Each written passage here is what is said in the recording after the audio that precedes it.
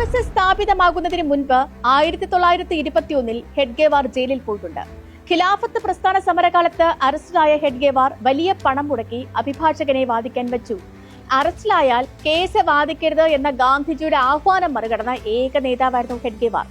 British ജയിലറായ sir ജാദറുമായി അടുത്ത സൗഹൃദത്തിലായി എന്നാണ് ആത്മകഥയിൽ തന്നെ പറയുന്നത്. കഠിന തടവിന് ശിക്ഷിക്കപ്പെട്ടയാൾ 11 കിലോ തൂക്കം വർദ്ധിച്ച് ജയിലിന് പുറത്തു വന്നു എന്നും അതേ ആത്മകഥ പറഞ്ഞു വെക്കുന്നു.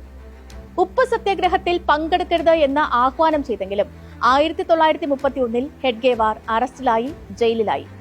CP ഫിഷിക്കർ എഴുതി RSS പ്രസിദ്ധീകരിച്ച ജീവചരിത്രത്തിൽ അതിനുള്ളൊരു കാരണം പറയുന്നുണ്ട്. ജയിലിലുള്ള കോൺഗ്രസുകാരിൽ നിന്ന് സംഘപ്രവർത്തകരെ കണ്ടെത്താനാണ് ജയിലിലായത് എന്നാണ് RSS പ്രസിദ്ധീകരിച്ച പുസ്തകം തന്നെ പറയുന്നത്.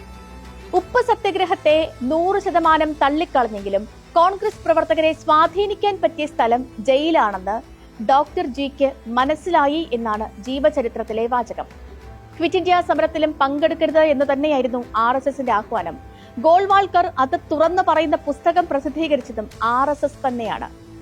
ഇന്ത്യ എന്നത് ഒരു സമ്പൂർണ്ണ ഹിന്ദു രാഷ്ട്രമാകണം എന്നാണ് RSS നയം. സ്വാതന്ത്ര്യ സമരത്തിന്റെ ലക്ഷ്യം അതായിരുന്നില്ല.